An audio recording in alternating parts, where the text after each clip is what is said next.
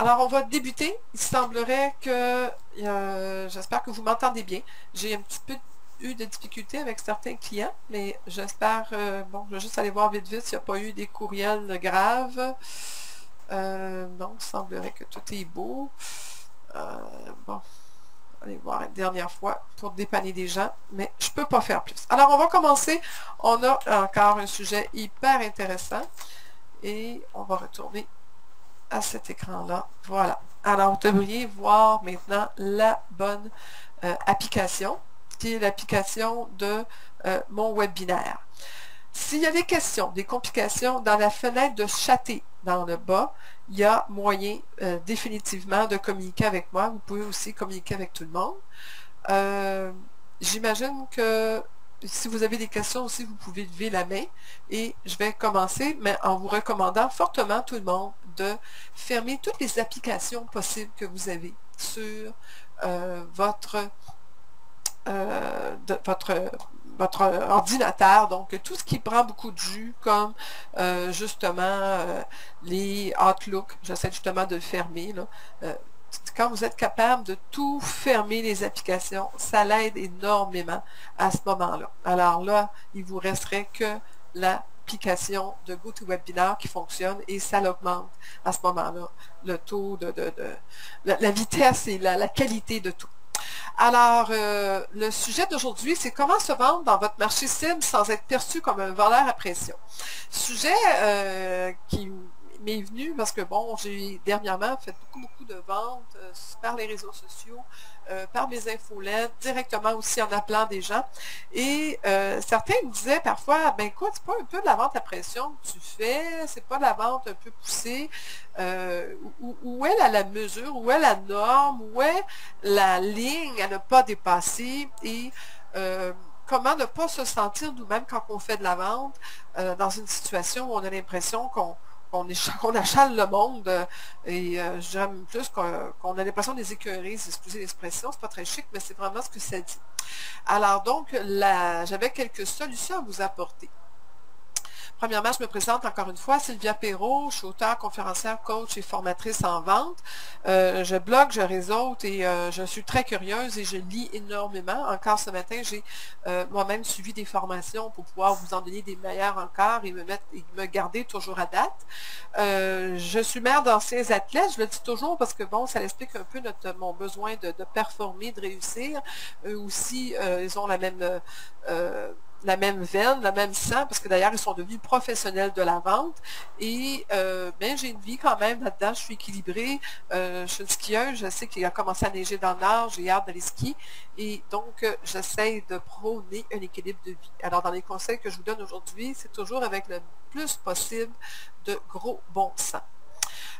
Vous êtes en affaires. Ça, c'est la réalité. Quand on est en affaires, on doit vendre des services, des produits. Vous devez les faire connaître. On doit trouver des gens. Les gens ne viennent pas toujours par magie à nous. On va avoir une certaine quantité de gens qui, des fois, par le hasard, la chance, la vie, viennent à nous tout seuls. Mais si on s'attendait, on s'arrêtait qu'à ça pour faire notre argent, on n'en ferait pas assez suffisamment pour être rentable. J'ai réalisé moi-même, j'ai beau être immo-succès, être connu, envoyer la publicité dans tous les bureaux de courtier et d'envoyer aussi mes formations auto-succès dans toutes les entreprises possibles, comme l'assurance, la vente pharmaceutique et tout ça, partout où sont mes clients. Juste de faire ça amène un certain degré d'intérêt, mais pas suffisant. Je dois aussi prendre régulièrement le téléphone ou créer des actions, créer des choses qui me rendent visible à leurs yeux pour leur rappeler constamment que j'existe. Et c'est vraiment ce qui m'a frappé le plus, c'est que là, pour faire ça, sans que ça nous coûte une fortune, il y a des façons de faire, il y a des trucs, puis il faut les connaître. Alors, vous voulez aussi trouver les bons mots aussi pour approcher les gens, puis l'idée principale, je le répète, de ce webinaire-là, c'est qu'on ne veut pas achaler le monde. Alors, où est la ligne? Alors, on a un petit sondage que j'ai préparé pour tout le monde. Je vais d'ailleurs essayer de vous le partir à l'instant. On va vous poser la première question. C'est pas ça du tout que je voulais faire. On va revenir à mon écran. Alors, trouvez-vous que vous vendez à pression? Alors, voici la question que je pose, à peut-être de répondre si oui, vous avez cet effet-là des fois ou non, jamais. C'est pas tout le monde qui est inscrit sur la ligne. Ça doit peut-être donner un résultat un peu tronqué, mais quand même, c'est assez récent parce que la majorité des gens vous dites non. Donc, vous vous sentez bien avec ça. Et carrément, 100% d'entre vous ont répondu non. Alors, je suis assez impressionnée parce que vraiment, le sujet d'aujourd'hui, c'était que je m'inquiétais que certains d'entre vous pensiez que ça serait des fois qu'on a un peu cet effet-là, que les gens pourraient croire qu'on vend, qu'on achale le monde, qu'on les dérange, surtout lorsqu'on se met à faire de la sollicitation pure.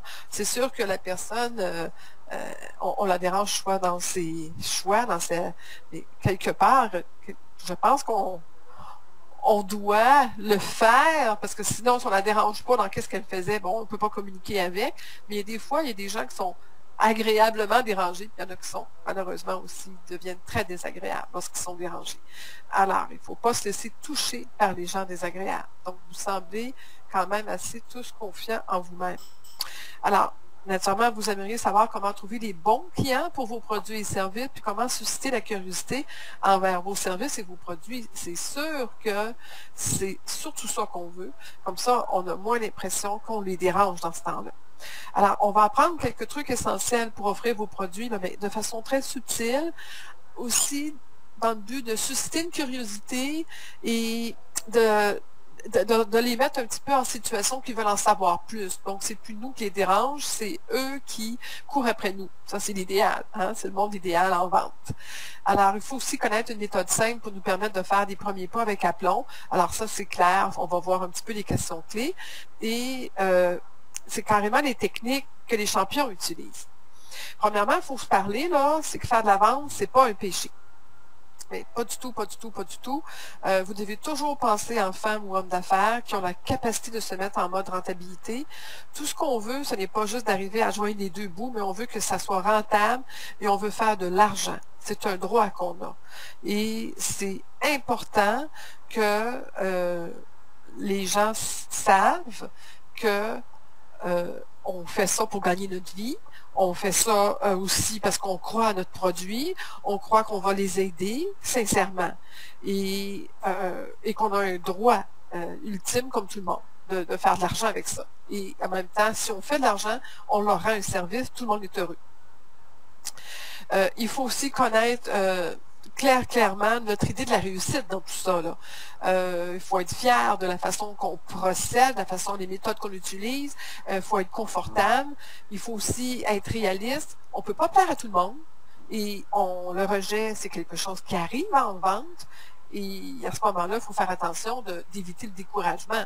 J'ai déjà recommandé à une cliente qui vivait très, très mal le rejet, qu'à chaque fois qu'elle avait passé à travers 4 ou 5 rejets, elle avait le droit de s'offrir une récompense quelconque, question de l'encourager à gérer ça. Le rejet, en fin de compte, était couru parce que c'était payant pour elle. Elle avait un cadeau quand elle avait beaucoup de rejets. Alors, des fois, c'est juste de changer une mentalité, une approche qui aide carrément notre façon de voir les choses par rapport au rejet. Donc, c'est sûr que c'est toujours déplaisant de travailler juste pour travailler. Il faut travailler pour une motivation quelconque. Oui, pour faire des sous, gâter notre famille, bon, remplir les services essentiels qu'on a besoin dans la vie, que ce soit de manger, dormir, avoir un toit, puis bon, d'avoir suffisamment des sous pour nous faire vivre. Mais il faut aussi faut se gâter. Je pense que si c'était juste côté pratico-pratique, malheureusement, c'est moins le fun. Se gâter devient intéressant, d'avoir un petit peu plus que juste se mettre en mode automatique de je gagne ma vie tous les matins et je le fais parce que par obligation, puis j'ai pas le choix. Donc, je recommande fortement de vous récompenser continuellement. Je ne le dis jamais assez souvent. Alors, comment trouver les bons clients pour vos produits et services? J'espère que vous trouvez cette image amusante. Je ne sais pas vraiment à qui je serais capable de vendre un tel produit, mais il paraît qu'il y a un acheteur pour tout, et probablement peut-être un collectionneur ou quelqu'un qui voudrait peut-être passer à l'Halloween avec ça, ou peut-être quelqu'un qui voudrait offrir peut-être une petite surprise rigolo, une surprise rigolote à quelqu'un. Bon, voyons, il y a toujours quelqu'un pour acheter quelque chose, et si ce produit-là a une photo et une image, il existe, et qu'il y a quelqu'un quelque part qui y a pensé. Alors, j'ai toujours la sincère conviction que tout se vend. Pour avoir vendu des milliers de propriétés en carrière, je peux vous dire que j'ai vendu des propriétés que je me disais, mon Dieu, jamais j'habiterais là, mais que quelqu'un a acheté, puis bon, était très heureux, à ses yeux, à lui. Alors, les goûts, ça ne se discute pas. Les besoins non plus des gens ne se discutent pas, et naturellement, on ne discute pas non plus les raisons pour lesquelles ils achètent ou pas, et quand et pourquoi ils achètent. Alors donc, sachant ça, on doit trouver les bons clients pour nos produits et services, et c'est ça qu'on doit viser. Je vois tellement de gens qui cherchent à gauche et à droite, partout, mais oublient complètement de focusser.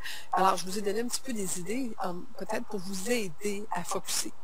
À vous de choisir en premier d'après votre offre de service ou produit. Alors, c'est clair que si vous êtes, j'ai des gens pharmaceutiques sur l'appel aujourd'hui, vous vendez des produits pharmaceutiques, c'est pas en faisant du porte-à-porte résidentiel que vous allez trouver des clients. Donc, oui, vous devez approcher une clientèle qui est très ciblée et trouver où elle se tient, cette clientèle-là, qu'est-ce qu'elle fait, qu'est-ce qu'elle aime, qu'est-ce qu'elle mange, qu'est-ce qu'elle vit, connaître leurs tendances, leur plaisir, connaître l'actualité sur cette clientèle-là et finalement se rapprocher, mais de façon intensément de cette clientèle-là. C'est la même chose pour les clients en immobilier, ce qu'on appelle, écoutez, lorsque vous avez à choisir à offrir votre offre de service ou produit. Si vous avez, par exemple, des condos, ça vous prend peut-être cette clientèle type qui achète des condos. Alors, d'être vraiment, ou encore, si vous avez l'immeuble à revenus, c'est de vous rapprocher des gens qui sont en investissement par revenu, puis ainsi de suite.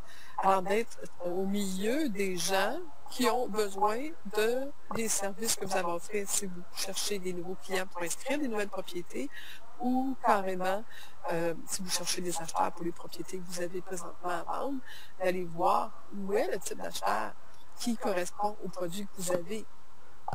J'ai mentionné votre personnalité. Alors, naturellement, pas seulement la personnalité, mais je le raconte souvent. J'avais un vendeur bien connu qui était vraiment maniaque d'Elvis Presley. Il était dans tous les clubs d'Elvis Presley, se tenait avec du monde qui aimait Elvis Presley, allait au congrès d'Elvis Presley, allait à tous les concours d'Elvis Presley, s'habillait comme Elvis Presley, et les clients qui rentraient à ses bureaux ressemblaient tous à Elvis Presley. Quelque part, on se reconnaît entre nous, on partage des passions, et sans limiter de vendre à d'autres personnes, c'est clair qu'il attirait des gens qui lui ressemblaient ou qui avaient des passions ou des goûts communs. Alors, votre personnalité compte beaucoup, et si vous n'en avez pas, faites-vous-en une, et développez-la, mettez-la en valeur.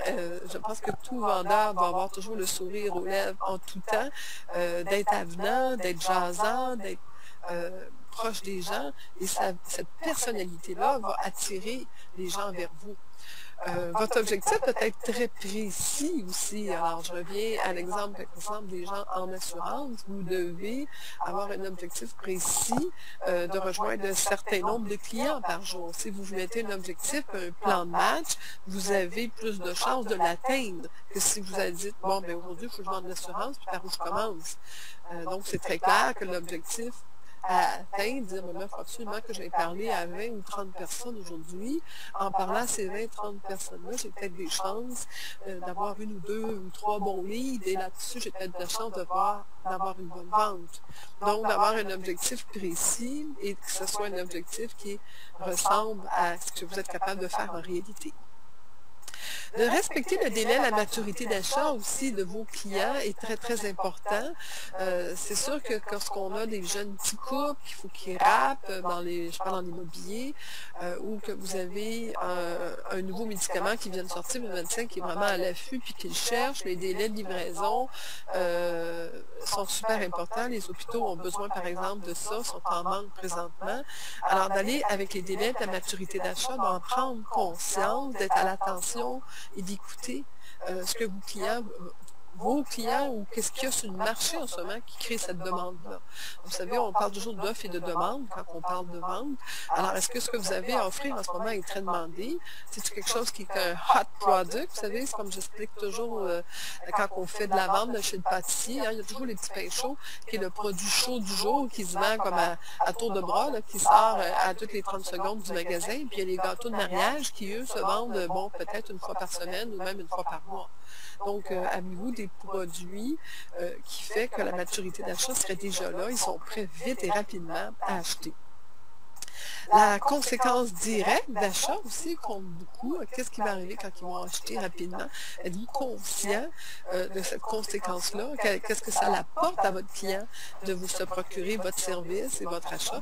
D'en avoir une idée très claire pour pouvoir la vulgariser, leur expliquer, les éduquer là-dessus.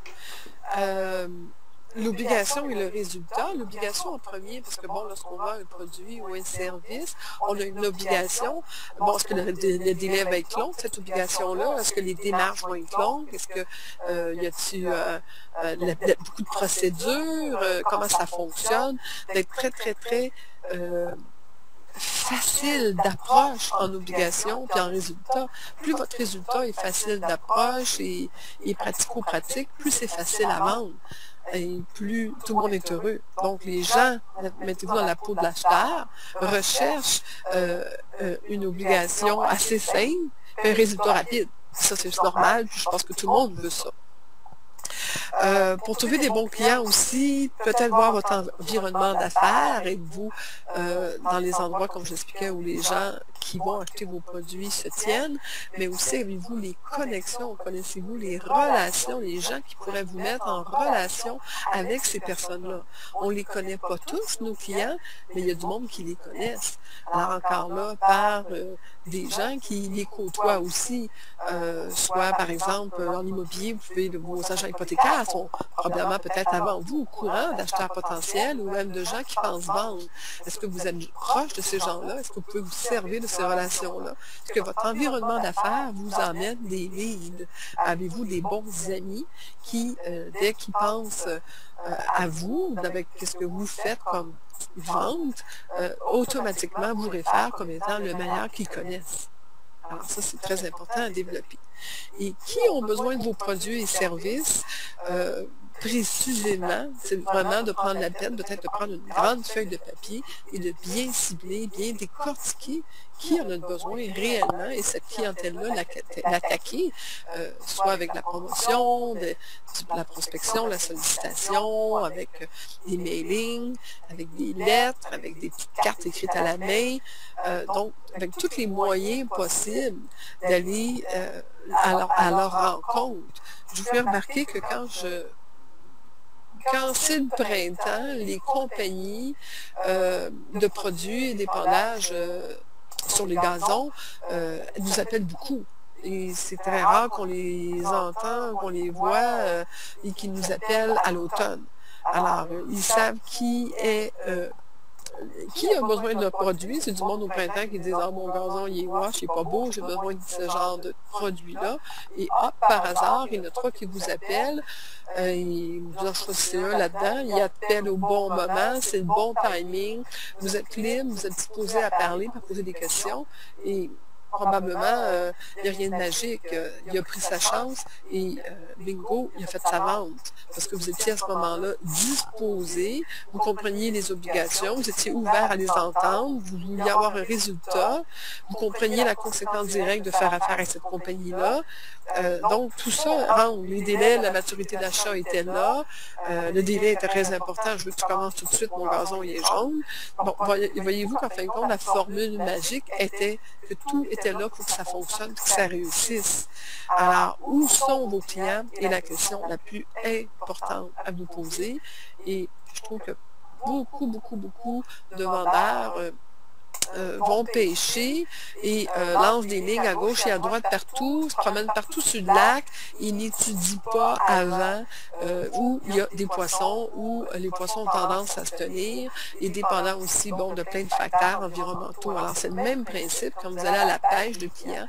Est-ce que vous prenez la peine d'étudier comme il faut les tendances des poissons dans votre lac? Alors, voilà la première chose à vraiment s'assurer. Voilà, l'autre petit point qui était vraiment important, c'est vous avez horreur d'achaler le monde. Je pense que quand on fait de la sollicitation, on n'aime pas ça quand les gens nous répondent bêtement, on n'aime pas le rejet et on ne veut pas nécessairement déranger. Nous, on a toute une bonne intention, c'est qu'on veut rendre service. On s'entend tout là-dessus, c'est ce qu'on veut faire.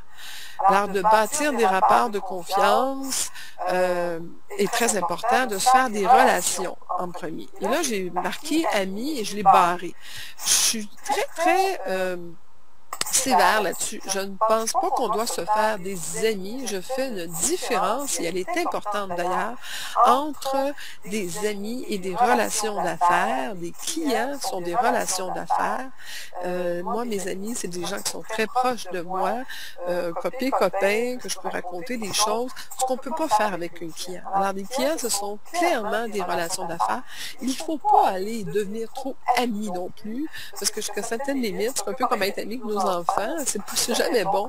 Il faut garder une certaine ligne de respect, une certaine ligne, un peu comme être ami avec son médecin. Je pense qu'à un moment donné, on est mieux amis, mais on n'est pas tant que ça. Il y a une ligne de respect où je suis toujours en admiration de son savoir et je ne vais pas m'obstiner sur ses connaissances. Donc, lui-même garde aussi une certaine ligne, une certaine distance.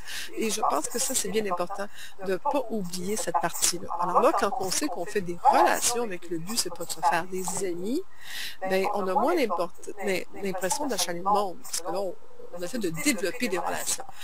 On ne veut pas forcer personne à nous aimer, n'est-ce pas? Alors, bâtir des rapports de confiance, c'est d'ailleurs la partie la plus importante. C'est que si vous allez voir un spécialiste, puis un avocat ou quoi, puis vous l'écoutez parler, puis vous faites comme, eh mon Dieu, il n'y a pas les mêmes valeurs que vous, il n'y a pas le même sens que vous, il n'y a pas les mêmes fondements que vous, vous ne serez pas heureux de faire affaire avec cette personne-là. Alors, de bâtir le rapport de confiance en toute intégrité et honnêteté est important. Il y a des clients avec qui on est mieux de ne pas faire affaire et que des clients sont mieux de ne pas faire affaire avec nous. On est peut-être trop olé pour certains de nos clients. J'ai déjà senti que j'étais très fonceuse et que certains clients qui étaient plus conservateurs avaient peut-être plus de difficultés avec moi. Oui, je dois m'adapter, je dois devenir caméléon, mais je dois aussi faire attention de prendre conscience qu'il y a certains clients qui, de toute façon, ne feront jamais affaire avec moi parce qu'ils n'aiment pas la face, qu'ils n'aiment pas ma nature, qu'ils n'aiment pas ma personnalité, puis que ça non plus, je ne peux pas changer ça. Alors, quand on comprend ça, on n'a pas encore là l'impression d'achaler le monde parce qu'on accepte le fait qu'on ne peut pas plaire à tous. Croire aussi en votre produit, mais de façon, vous savez, là, exponentielle, c'est probablement la plus grande porte, la plus grande accessibilité à vous et à vos clients. C'est que lorsqu'on est vendu, on se dit, on est convaincu et on devient convaincant. On en mange, on en parle et les gens ont le goût de se coller à nous pour en savoir plus. Donc, c'est tellement un gros avantage de, justement, prendre la peine de bien comprendre justement cette différence-là. Alors, convaincu, convaincant, c'est la clé souvent de ne pas avoir l'impression d'achaler le monde parce que les gens sont comme passionnés de vous entendre. Donc, on devient contaminant et là, c'est dans notre tête à nous qu'on a l'impression qu'on les achète parce qu'eux sont juste curieux d'en savoir plus. Et je le dis jamais assez souvent ça non plus, mettez-y de l'humour, plus vous mettez de l'humour, que c'est plaisant. Les gens aiment tellement ça. Ça n'a pas besoin d'être dur, c'est une relation client. Alors avec l'humour, ça l'aide beaucoup de choses. Souvent, je me présentais en disant je suis votre abomineuse vendeuse, je suis votre abominable courtier immobilier, je suis votre abominable représentante. Bon, des façons humoristiques de se présenter qui, bon, les gens, si je les dérangeais le moindrement, en tout cas, ils ne seraient pas partis à rire. Lorsqu'on sent qu'ils rient avec nous, ben, on a moins l'impression de les achaler. Alors, d'avoir des ouvertures, des petites phrases cute, des choses qui mettent un peu de légèreté dans tout ça, aide justement à peut-être créer justement ce rapport de confiance qu'on a besoin. Alors, de faire naturellement attention, d'aller toujours aussi, jamais dans le grivois, toujours aller avec l'humour de bon goût et autodérision, jamais de se moquer des autres personnes, ça c'est clair. Comment susciter la curiosité envers vous et vos services? Moi, je pense que c'est un peu comme dans tout. J'arrive d'Italie, puis on nous faisait goûter des petits appetizers, puis bon, on avait le goût de commander le plat complet après, et c'était tellement délicieux, bien présenté, c'était tellement cute. Alors, c'était une façon, la façon la plus connue commercialement, c'est d'offrir un peu un avant-goût. Alors, ça aide énormément. Démontrer aussi votre compréhension par votre capacité de vulgariser leurs problèmes. Alors, les gens, en principe, quand ils ont besoin d'un produit ou un service, c'est parce qu'ils ont un problème à régler. Et ils cherchent une solution et vous devez être pour eux la solution. Ou en tout cas, votre produit doit l'être ou vos services doivent l'être. Alors, peut-être commencer par démontrer que vous voyez qu'ils ont besoin, sans leur dire qu'ils sont dans le trouble, qui ont des gros problèmes. On ne veut pas non plus pas les offusquer ou les insulter, mais peut-être d'être empathique et de constater, bon, connaissez-vous ça? Par exemple, je reviens à l'exemple de la compagnie de gazon qui m'appellerait et me dirait, écoutez, ça a-t-il été pour vous difficile l'année dernière de garder votre gazon vert et de combattre, bon, les petites bébites, puis combattre, puis la façon qu'on m'a approché, je dis, oui, c'est vrai, ça a été un problème.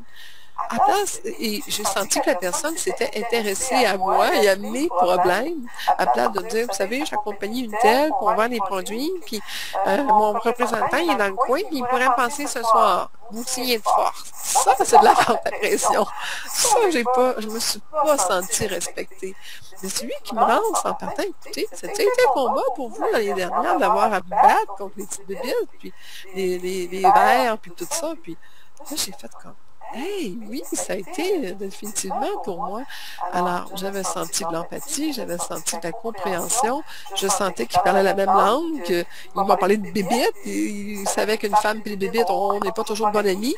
Alors, je pense que tout son approche démontrait un certain respect aussi.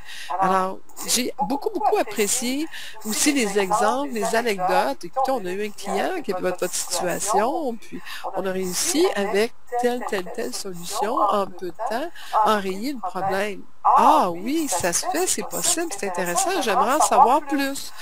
Donc, de démontrer d'empathie, d'écouter, de prendre la peine d'écouter. Il m'a laissé verbaliser toute ma frustration, de renchérir des exemples, des anecdotes, des faits vécus, puis après ça, de démontrer des solutions encore là par analogie, par exemple. J'ai compris que c'était mon homme, c'était la personne que j'avais, c'était miraculeux. Je ne me suis pas sentie dérangée à ce moment-là et achalée. Et c'est tellement important qu'on sente ce type d'approche-là. Et c'est la même chose si vous faites, bon, je parle à mes clients immobiliers, si vous faites de la sollicitation, à place de leur dire, bon, ben, je suis un tel, puis moi, je vais dans votre quartier, puis je suis la plus fine, puis la plus belle, la meilleure. M'intéresse pas vraiment, moi, comme vendeur ou comme propriétaire, d'entendre ça. Mais dire, écoutez, savez-vous que dans votre coin, on vient de vendre une propriété tel prix? Ah, ça, on est toujours curieux de savoir combien que le voisin a vendu. Et on est toujours curieux de savoir qu'elle était sûrement moins belle que la mienne. Alors là, peut-être pourquoi pas les approcher comme ça. Même chose au niveau assurance. Savez-vous qu'il y a des compagnies d'assurance qui offrent des produits compétitifs que maintenant, il y a certains avantages que vous pouvez avoir que d'autres compagnies n'offrent pas, puis que vous pouvez en tout temps, peut-être, ça vaudrait la peine de briser votre contrat pour en avoir un nouveau qui est intéressant pour vous, qui correspond plus à vos besoins. Mais encore là, c'est intéressant. Il m'arrive avec des choses que je fais comme, ah oui, wow. Donc, amenez des solutions à des problèmes que les gens vivent vraiment. Soyez à l'écoute de leurs problèmes. Ça devient tellement intéressant. Et dans ce moment-là, on ne dérange pas. Offrir gratuitement vos connaissances. Et ça, c'est quelque chose que j'ai adopté depuis que je suis devenue conférencière. J'ai appris ça des meilleurs vendeurs, des meilleurs gourous en vente. Ça m'a impressionné. Ils offraient continuellement des articles, des choses gratuites pour des outils dans leur site web, des 30 minutes de coaching. Ils offraient des choses gratuites pour que je goûte à leur salade, hein, que je goûte, que j'aie un avant-goût de tout ce qu'il y avait à découvrir avec eux et tout ce qu'il y avait à m'offrir. Et je pense qu'on peut faire ça dans tous les sphères, toutes les industries. Et peut-être, par exemple, si vous avez des connaissances particulières, d'avoir un blog et d'inviter vos clients, par exemple, à lire votre blog, que vous allez leur donner sur votre blog des informations intéressantes, ça vaut la peine. D'avoir une présence positive sur les réseaux sociaux avec des informations intéressantes que vous partagez. Ça peut être des articles, des idées de livres que vous voulez lire sur un certain sujet, des sources d'informations, soit par les médias, les journaux, des articles qu'il y a sur d'autres personnes écrites sur le web. Tout ce qui s'appelle statistiques intéresse toujours les gens. Tous les trucs et conseils aussi. Et il y a tellement une source inépuisable sur les réseaux sociaux et sur, mon Dieu, Internet. Il n'y a pas de raison de ne pas avoir quelque chose à offrir à nos clients qui fait qu'on garde l'attention vers nous, qu'on devient, comme je vous explique toujours, une référence sur ce sujet-là pour eux. Lors d'offrir des séances gratuites d'information aussi en collaboration avec vos fournisseurs, ça peut être intéressant. Pourquoi pas organiser un petit cocktail ou un petit meeting ou un petit déjeuner le matin et demander à vos fournisseurs de commanditer l'événement et tout le monde à ce moment-là est heureux. Alors, donc, je parle en immobilier, par exemple, ceux qui ont des courtiers hypothécaires, ils ont des budgets, offrir un déjeuner, puis de ramasser une facture de déjeuner ou de location d'une salle, ou choses comme ça, pour eux, c'est des dépenses admissibles que vous pouvez partager avec cette personne-là. Vous lui donnez un petit peu de visibilité, vous en profitez vous aussi, vous adressez aux clients. Vous allez être surpris de voir le monde qui vont se présenter.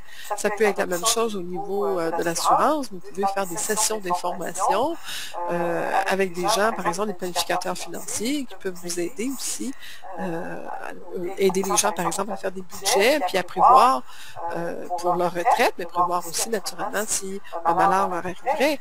Alors, je pense qu'il y a moyen dans toutes les industries d'offrir des choses gratuites et de trouver qu'est-ce qui intéresserait vos clients, ce n'est pas dispendieux pour vous à faire et qui, finalement, amènerait un intérêt à ces gens-là.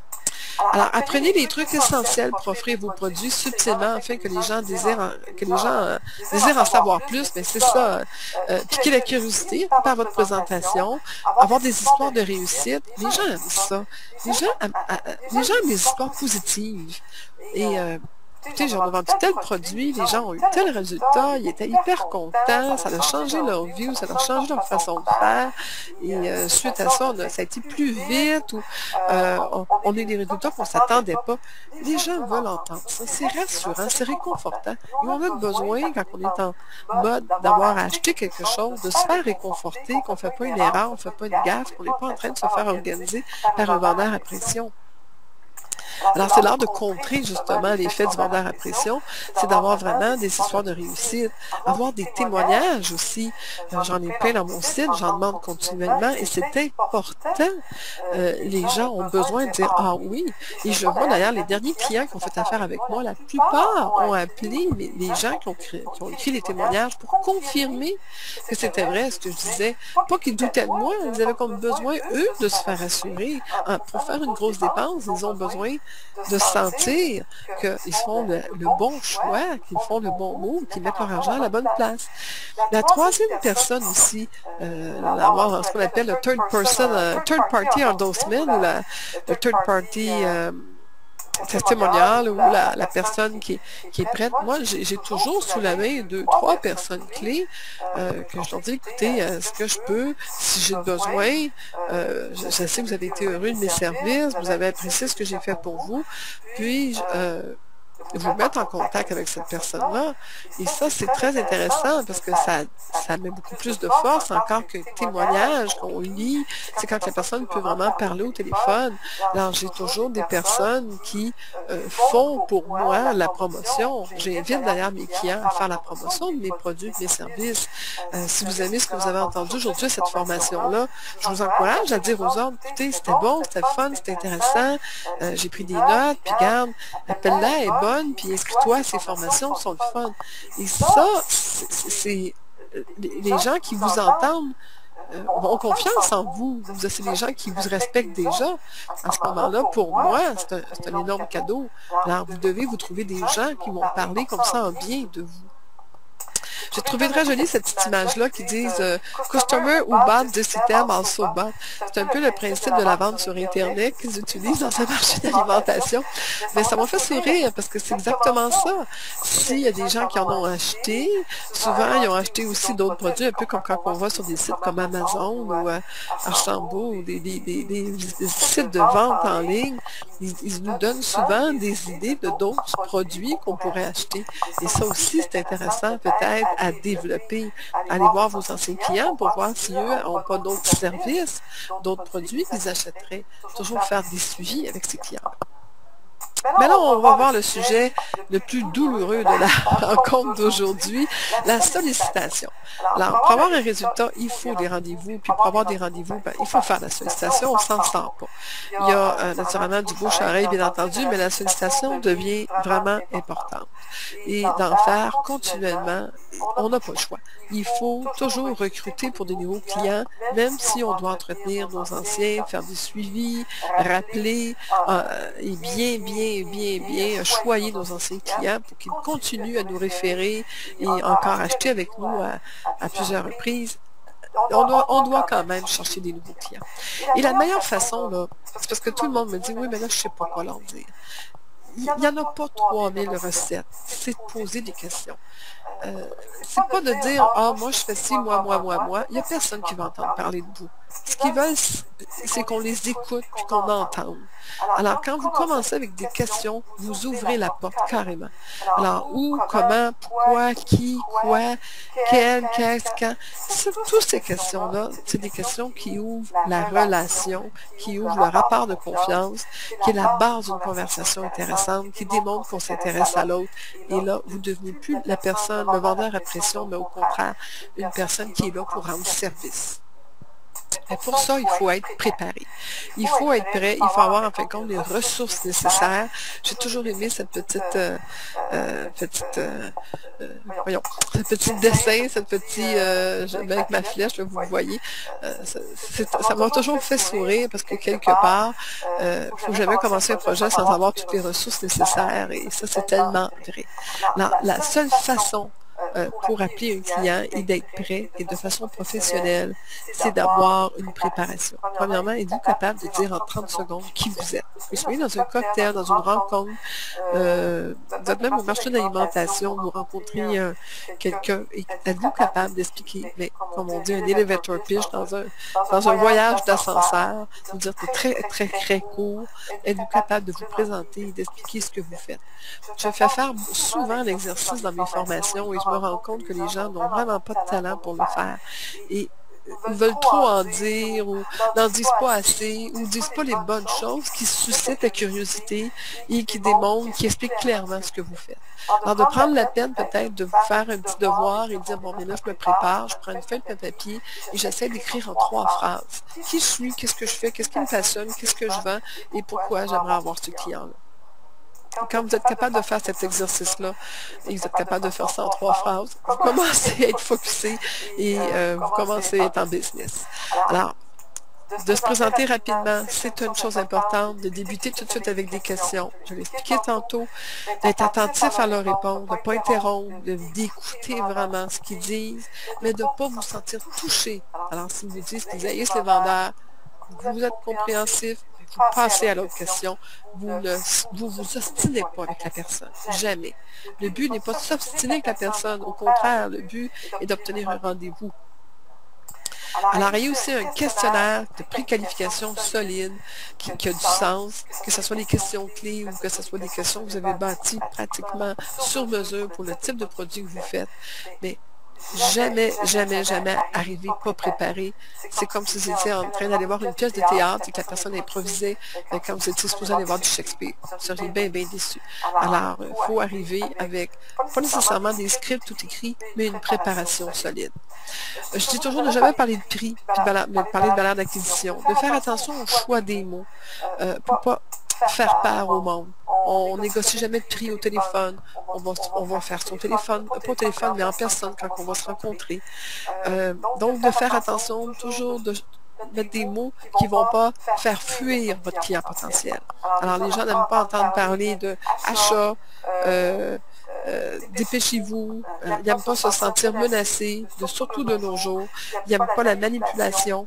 Ils n'aiment pas non plus se sentir coincés. Alors, de faire attention d'éviter un langage qui pourrait amener vers ces sensations-là.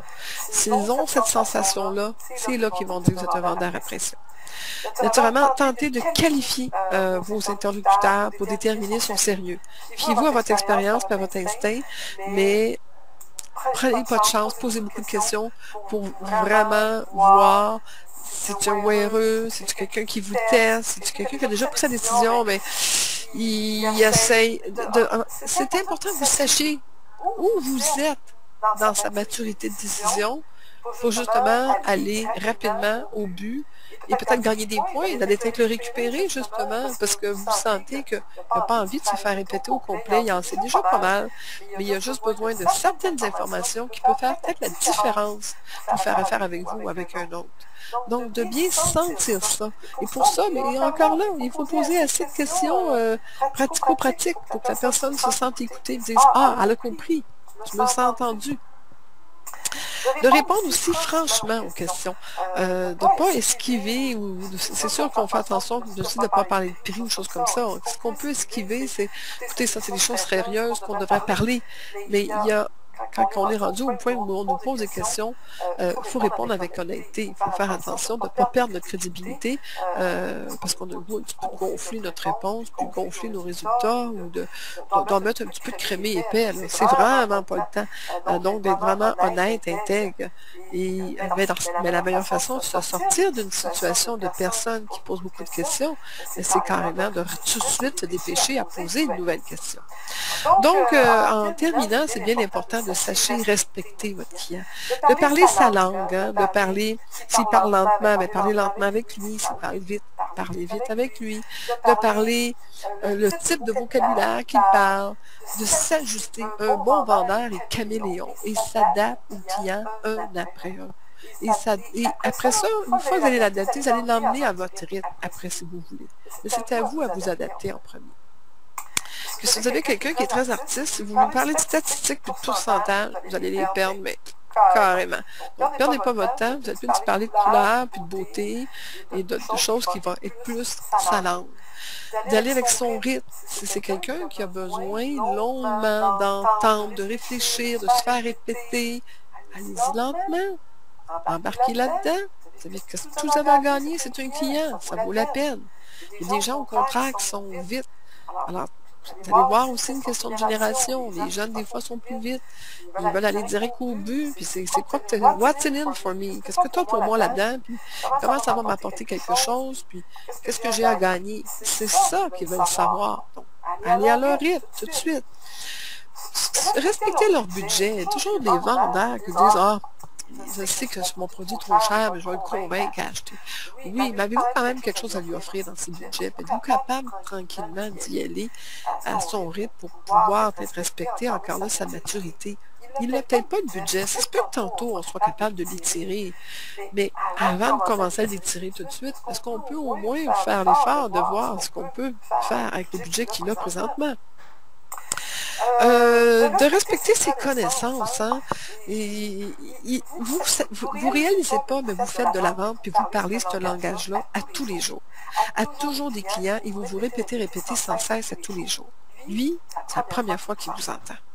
Il n'est pas à la même place que vous. Il n'a pas les connaissances que vous avez. C'est tout du langage nouveau peut-être pour lui, ce que vous lui parlez. Donc, soyez encore là, attentif à aller à son rythme de ses connaissances, à son rythme d'assimilation, à son rythme. Puis, s'il vous rappelle pour vous poser des questions, ne soyez pas surpris, c'est peut-être que vous avez été trop vite pour lui. C'est pour ça que moi, mes webinaires, ce que j'aime, sont enregistrés, parce que je sais que je parle vite, je sais que j'ai beaucoup de matériel, et je sais qu'après ça, vous pouvez les réécouter, aller chercher les subtilités de ce que je vous ai enseigné. Vous pouvez le rewinder, le reculer, le repasser, le passage, tant que vous n'avez pas compris, et puis je comprends qu'on n'a pas tout le même rythme. Et c'est ça qui est intéressant. Faire attention aussi à ses croyances. C'est sûr qu'on le sait, les gens nous arrivent avec plein de légendes urbaines, puis de croyances, puis on est découragés, on s'offusque, mais écoutez, c'est ses croyances.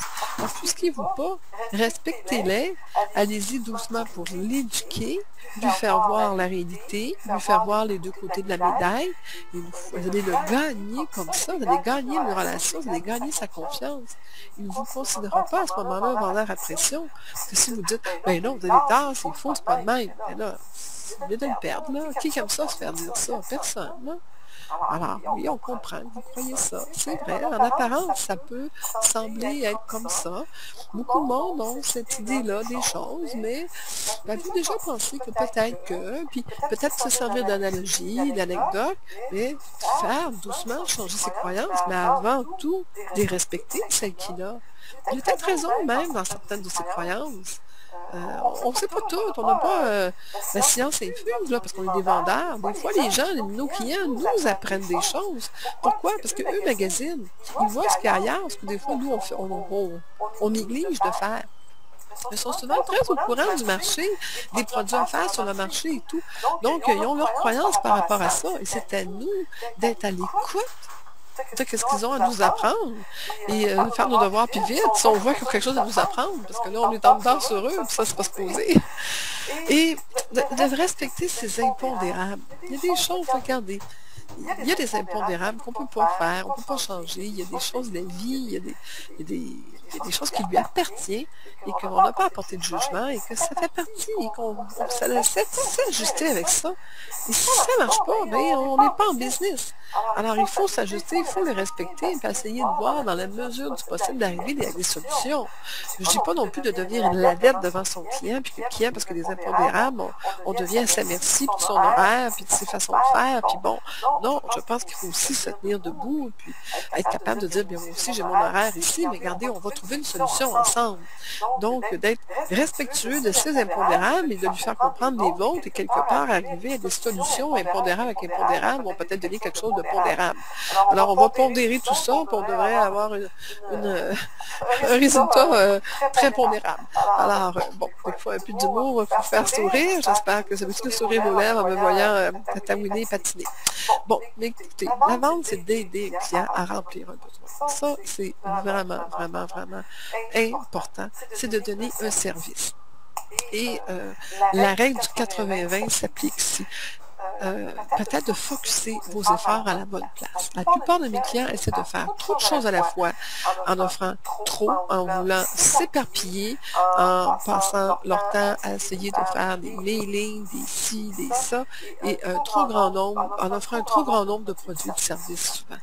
Peut-être de réfléchir un petit peu et d'appliquer la règle du 80-20, la règle de Pareto qui dit que le pourcentage de 20% de vos offres qui sont susceptibles de générer 80% de votre revenu.